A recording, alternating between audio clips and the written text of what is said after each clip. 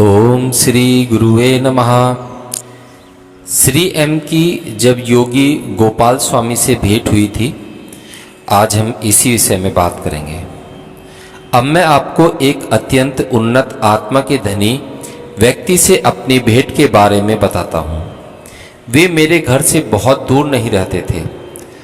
अब तक मैं 5वीं कक्षा पास कर चुका था और क्योंकि होली एंजल कन्वेंट में 5वीं कक्षा के बाद लड़कों को नहीं पढ़ाया जाता था, इसलिए मैं द मॉडल हाई स्कूल में दाखिला ले चुका था। द मॉडल हाई स्कूल की नींव श्री क्लार्क नामक एक अंग्रेज ने डाली थी। स्वतंत्रता के बाद इसका सरकार ने अधिग्रहण कर लिया था।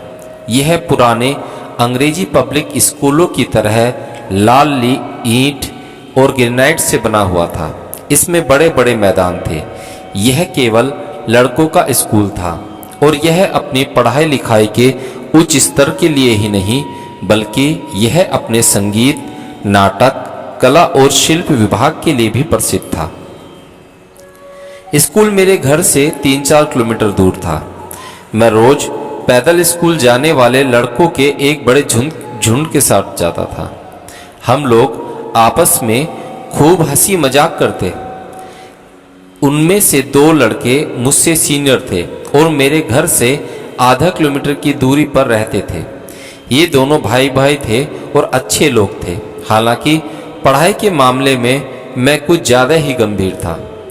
वे पड़ोसी राज्य तमिलनाडु से आकर बसे एक तमिल भाषी परिवार से थे। उनके पिताजी का नाम श्री अनंत नारायण पिल्लई था।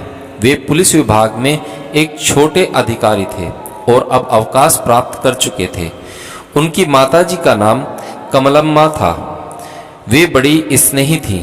भाइयों में से बड़ा मार्तंड पिल्लई था और घर में पेरई तंबी बड़ा मुन्ना कहलाता था और छोटा वाला शिवानंद पिल्लई चिन्न तंबी छोटा मुन्ना कहलाता था। मार्तंड पिल्लई बड़ा पढ़ाकू था। वह बाद में तंत्रिका विशेषज्ञ न्यूरोलॉजिस्ट बना और अपने समय में त्रिवेंद्रम मेडिकल कॉलेज और अस्पताल के तंत्रिका विज्ञान विभाग का विभाग अध्यक्ष रहा। त्रिवेंद्रम के बाहरी सिरे पर अब उसका खुद का अनंतपुरी नामक बहुविशेषज्ञ अस्पताल है।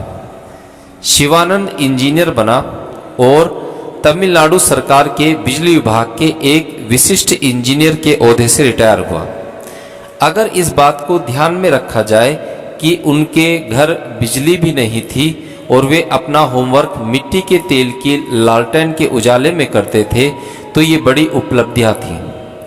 पेरिया तंबी तथा चिन्न तंबी का परिवार एक बड़े आहते वाले छोटे मकान में रहता था। आहते के एक हिस्से को लकड़ी की टाल में परिवर्तित कर दिया गया था, जहां चूल्हा जलाने के लिए लकड़ियां बेची जाती थीं। श्री अनंत नारायण ने अवकाश प्राप्त करने के बाद लकड़ियों की टाल की दुकान खोल ली थी, क्योंकि उन दिनों सभी घरों में खाना पकाने के लिए लकड़ियां जलाई जाती थीं।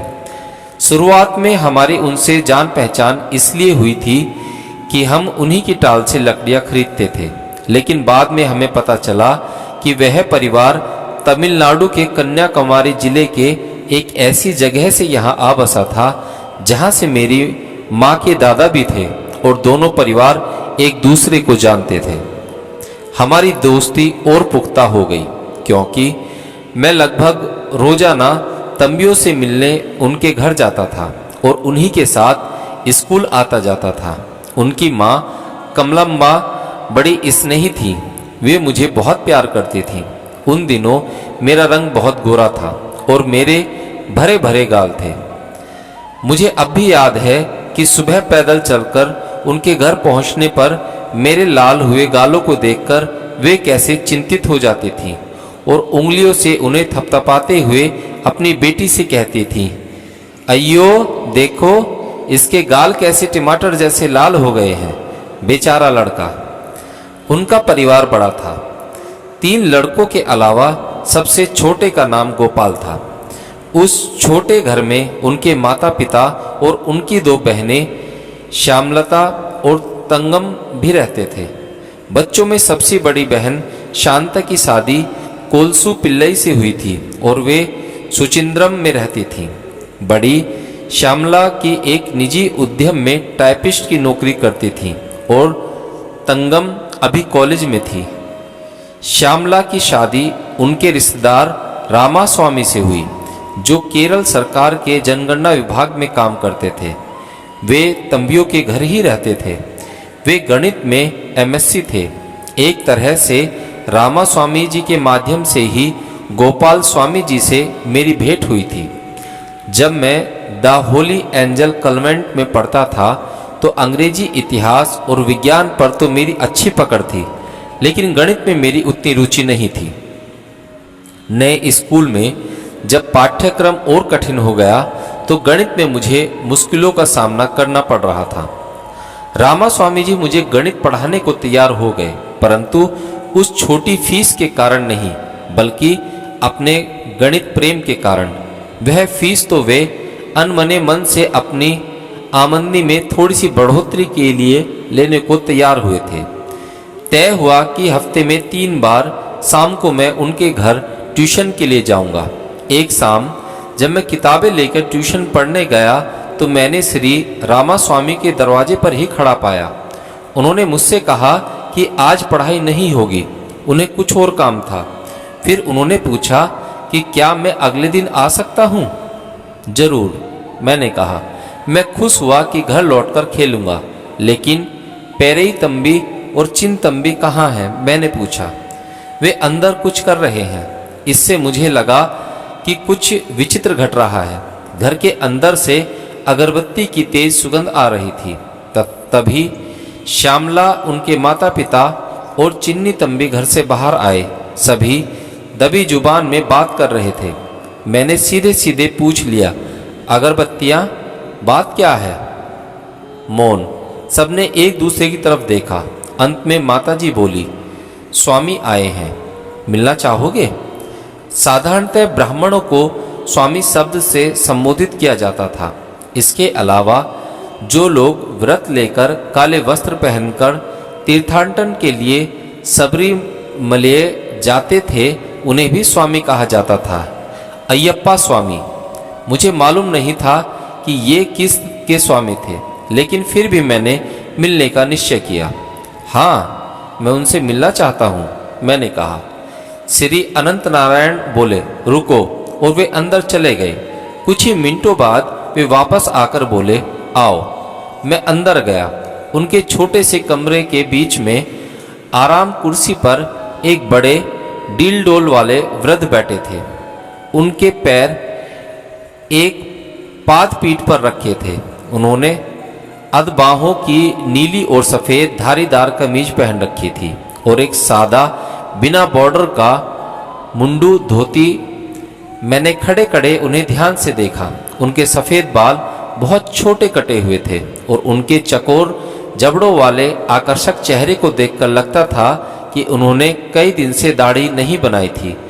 कुछ हफ्तों के बढ़े सफ़ेद बालों से उनकी दाढ़ी, कनपटियाँ और ऊपरी होठ ढके हुए थे। सब कुछ बिल्कुल साधारण लगता था, सिवाय उनकी एक सीधी और तेजस्वी भंगिमा के। और तब मैंने उनकी आंखें देखी। मैंने उस तरह की भेदती हुई आंखें कभी नहीं देखी थी। अनजाने में मैंने अपने कपड़ों को टटोला कि क्या मेरे शरीर पर कपड़े थे, क्योंकि मुझे ऐसा लग रहा था जैसे मेरा एक्सरे लिया जा रहा हो। वे आंखें मेरे अंदर देख रही थी, मेरे आर पार देख रही थी। मुझे लगा, हे भगवान, ये आदमी तो मेरे सारे रहस्य जानता है। तभी वे मुस्कुराए और इशारे से मुझे पास बुलाया। वरु, इधर आओ। उनकी आवाज़ अनपेक्षित रूप से कोमल थी। मैं पास गया और आराम कुर्सी के हत्थे से सटकर खड़ा हो गया। वे मुस्कुराते रहे। फिर उन्होंने अपना दायां हाथ क्षण भर के लिए मेरा माथा छुआ और तुरंत अपना हाथ समेट लिया। परमानंद की ऐसी तरंगे मेरे माथे से उठी जिनका वर्णन नहीं किया जा सकता और मेरे सारे शरीर पर छा गई। हर रात जो अनुभव मुझे होता था, यह उससे भिन्न था। इस अनुभव के बारे में मैं केवल यही कह सकता हूँ कि मुझे लगा मानो सागर की शोर मचाती लहरें अचानक शांत हो गई हों, ऐसी शांत जैसे किसी झील की सतह। कोई भी बाहरी आवाज मुझे नहीं सुनाई दे रही थी। मेरे मन की गहराइयों से एक मंत्रोच्चार उठा जिसे मैं समझ नहीं सका। मेरी आंखों से आंसू बह निकले। मुझे लगा जैसे मुझे बाहर जाकर कहीं अकेले में बैठ जाना चाहिए। मैं मुड़ा और गिरता पड़ता कमरे से बाहर निकला। अचानक किसी के इन शब्दों से शांति गुम हुई। झुककर प्रणाम करो, उनके पैर छुओ। तब तक मैं दरवाजे तक पहुंच चुका था, सो जल्दी से देहरी को छूकर अपना मस्तक छुआ। ऐसा मैंने औरों को करते हुए देखा था और वहां से भाग खड़ा हुआ। मैंने उस व्यक्ति को फिर कभी नहीं देखा। मुझे याद है कि मैं तेजी से भागता हुआ कुछ ही मिनटों में घर पहुंच गया। किसी ने मुझे अंदर आते नहीं देखा। आहते की दीवार के किनारे वाले रास्ते के सहारे मैं जल्दी से अपने कटहल के पेड़ के पास जा पहुंचा और उसके नीचे बैठ गया। तब तक परमानंद की लहरें दब चुकी थी, लेकिन कुछ समय के लिए एक अजीब सी शांति बनी रही जो मेरी माँ की आवाज़ से टूटी। वे पिछले दरवाजे से चिल्लाकर पूछ रही थी, क्या हुआ, आज ट्यूशन नहीं गए? नहीं, मैंने चिल्लाकर जवाब दिया। आकर कुछ खा लो, उन्होंने कहा। आता हूँ। माँ को मुझे खिलाने का बहुत शौक था। अगले दिन जब मैं ट्यूशन के लिए गया तो रामा स्वामी और अन्य सभी पूछते रह गए कि पिछले दिन क्या हुआ था, लेकिन मैंने उन्हें कुछ नहीं कहा। मुझे ऐसा लगा कि इस तरह के रहस्यों को प्रेमियों की गोपनीय बातों की तरह, सोने और बेशकीमती हीरे जवाहरात की तरह पिटारी में बंद ही रखना चाहिए, तब तक मैं उन उजागर करने का सही समय न आ जाए। पिल्लई परिवार से मुझे पता चला कि उनका नाम गोपाल पिल्लई था और आदरवश वे उन्हें गोपाल स्वामी कहते थे। कई सालों बाद मैंने उनके उपदेशों का एक संग्रह देखा जिसे किसी श्री प्रभु ने अरुल मोडगिल ज्ञान की मधुरवाणी के नाम से छापा और प्रकाशित किया था। जब मैंने उस पुस्तक के पृष्ठ पलटे तो सबसे पहले जिस पृष्ठ पर मेरी नज़र पड़ी उस पर गोपाल स्वामी के प्रिय शब्द अंकित थे जिसे वे अक्सर दोहराया करते थे, आनंदोहम आनंदोहम अचल परोहम अचल परोहम। तब मुझे मालूम हुआ कि यही वह मंत्र था जिसे मैंने लगभग 6 साल पहले उनसे भेंट के दौरान सुना था। उस समय मैं शब्दों को ठीक से नहीं समझ सका था, लेकिन जब मुझे इन शब्दों का अर्थ मालूम हुआ तो मैंने महसूस किया कि मैंने यही अनुभव किया था, हालांकि वह कुछ ही समय के लिए था। आनंदोहम आनंदोहम, आनंद हूँ मैं, आनंद हूँ मैं, अचल हूँ मैं, अचल हूँ मैं। गोपाल स्वामी का जन्म दक्षिण में वर्ष 1900 के अगस्त माह में कोलमकोड में हुआ था। उनकी माताश्री का नाम कुन्नी परम्बा और पिताजी का नाम श्री नारायण पिल्लई था। उनके 2 भाई और 2 बहनें थीं। वे सब उनसे बड़े थे। बाद में वह परिवार तिरुवनंतपुरम आ गया था। घर की देखभाल उनके सबसे बड़े भाई शंकर पिल्लई किया करते थे। गोपाल पिल्लई के बचपन के दोस्त विद्वान Shri Varaham V Pillai head master के पद से रिटायर हुए थे। उनके अनुसार फोर्ड हाई स्कूल के विद्यार्थी कॉल में ही गोपाल पिल्लई का व्यवहार कुछ विचित्र हुआ करता था। वे आंखें खोले खोले ही ध्यान में घंटों तक बैठे रहते और अक्सर समाधि में चले जाते थे। 12 वर्ष की उम्र में एक बार उन्हें पलाथी मारे सीधे दोपहर की सूरज की ओर टकटकी लगाए बैठे पाया गया। उनकी पीठ धनुष की तरह मुड़ी हुई थी। जब उनके बड़े भाई शंकर पिल्लई को उनके बारे में खबर दी गई तो उन्होंने लिख भेजा, उसे छेड़ो मत, जो कर रहा है करने दो। 20 साल का होने पर भी जब वे सेकेंडरी स्कूल पास नहीं कर सके तो उनकी माँ उनकी पढ़ाई में अधिक ध्यान देने के लिए समझाने लगी। इस पर गोपाल स्वामी का उत्तर था, अगर मैं चाहूँ तो परीक्षा में आसानी से उत्तीर्ण हो सकता हूँ, लेकिन क्यों? वैसे भी मैंने निश्चय कर लिया है कि पैसे या लाभ के लिए कोई काम नहीं करूँगा। क्यों न कोई मेरी देखभाल कर ही लेगा। उसके बाद उन्होंने स्कूल जाना भी बंद कर दिया। युवा अवस्था में गोपाल स्वामी को अजीब अजीब जगहों पर जाने का शौक था। उनके प्रिय स्थानों में से एक था मुट्टतरा। उसमें पहले श्री नारायण गुरु और चटुम्बी स्वामी मुट्टतरा आया करते थे। मुट्टतरा में पहले तो धूप में चमकते हरे धान के कई एकड़ खेतों के बीच में से गुजरना पड़ता था, और जहां धान के खेत खत्म होते थे वहां वे बहुत सारे डिब्बों वाली समुद्री तट की सफ़ेद बालू शुरू हो जाती थी। उसके बाद गहरा नीला अरब सागर दिखाई देता था। कभी कभी तो उसकी लहरें बहुत ऊंची उठती, शोर मचाती हुई तट से टकराती, और कभी कभी वे बालू से अटखेलियां करती और तट पर तरह तरह के शंख खोके छोड़ जाती। उनके प्रिय मित्र ईवी पिल्लई ने बताया कि वे कई बार गोपाल स्वामी के साथ मुट्टतरा गए थे। धान के खेतों के बीच चलते चलते गोपाल स्वामी वेदांत के बारे में काफ़ी बातें करते थे, पर बालू के टिब्बों के पास आकर वे चुप पड़ जाते और वीरासन की मुद्रा में आंखें खोले बिना हिले डुले लंबे समय तक बैठे रहते। समाधि से बाहर आते समय वे कुछ बड़बड़ाते और कभी कभी अकारण जोर से हंसने लगते। इससे ईवी पिल्लई डर जाते थे। ईवी पिल्लई लिखते हैं कि मुट्टतरा से आगे पुंतरा के पास एक बिल्कुल ही निर्जन जंगल था, जिसका नाम था ओटपन मुड्डू। किसी समय यहाँ केंद्रीय कारागार में फांसी पर लटकाए गए हत्यारों के शवों को दफनाया जाता था। इस जगह का उपयोग सरकारी शवगृह की लावारिस सड़ती लाशों को निपटाने के लिए भी किया जाता था। वे फिर एक दिन दोपहर में गोपाल स्वामी के साथ वहां गए और एक सूखे झुर्रीदार बूढ़े आदमी को देखा। उसके बाल जटाए बन चुके थे। वह निचाट नंगा था और तपती बालू पर बैठा हुआ था। गोपाल पिल्लई और उस विचित्र आदमी ने एक दूसरे को गले लगाया और ईवी पिल्लई को एक इमली के पेड़ के नीचे इंतजार करने को कहकर वे दोनों दूर ताड़ के पेड़ों के झुरमुट में ओझल हो गए। 1 घंटे बाद थके हुए और चिंतित ईवी पिल्लई उस झुरमुट के पास गए तो वहां दोनों को एक दूसरे के पास लेटा हुआ पाया, मानो वे गहरी नींद में हो।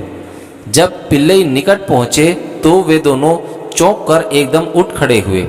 फिर गोपाल पिल्लई ईवी पिल्लई के साथ घर वापस चले गए। ईवी पिल्लई के अनुसार गोपाल स्वामी और वह विचित्र व्यक्ति अक्सर मिलते थे, परंतु बूढ़े आदमी के बारे में कोई सवाल पूछे जाने पर गोपाल स्वामी चुप्पी साध लेते।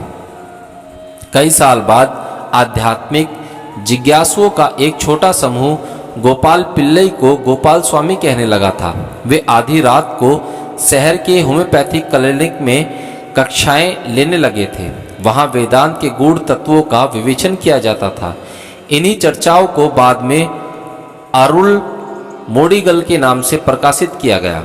गोपाल स्वामी का एक और अड्डा था, समाधि टोटम। यह जगह श्री रामदास स्वामी की समाधि थी, जो जलंधर योगी हरिहर ब्रह्मशास्त्री के गुरु थे और तिरुवाणकोर के महाराज आलियम तिरुनाल के काल में हुए थे। इसे जीव समाधि माना जाता था, अर्थात एक ऐसी जगह है जहां जीवित योगी स्वेच्छा से गड्ढे में प्रवेश कर जाता है और उसके अनुयायी उसके निर्देश के अनुसार गड्ढे को पाट देते हैं। समाधि तोट्टम वह अंतिम जगह थी जहां गोपाल स्वामी ने कोई विधिवत पूजा संपन्न की थी। उन्होंने अपने निकटतम अनुयायियों को बताया कि वे वहां अंतिम बार जा रहे थे। अगले दिन उन्हें पेट में दर्द उठा और तीसरे दिन शल्य चिकित्सा की गई। बहुत समझाने पर वे शल्य चिकित्सा के लिए तैयार हुए थे, पर उन्होंने कहा कि अगर शल्य चिकित्सा हुई तो वह फिर दोबारा भी करनी पड़ेगी। बिल्कुल वही हुआ जो उन्होंने कहा था। डॉक्टर बोला कि फिर से शल्य चिकित्सा करनी पड़ेगी। कहा जाता है कि दूसरी शल्य चिकित्सा का इंतजार करते हुए गोपाल स्वामी अपने बिस्तर पर बैठ गए, एक गहरी सांस ली और पीछे की ओर गिर गए। उनकी देखभाल के लिए आए हुए लोगों ने समझा कि वे समाधि में चले गए हैं। जब उन्हें ऑपरेशन थिएटर ले जाया गया तो शल्य चिकित्सक और एनेस्थीसिस्ट ने उन्हें मृत घोषित कर दिया। यह घटना 6 मार्च 1960 की है।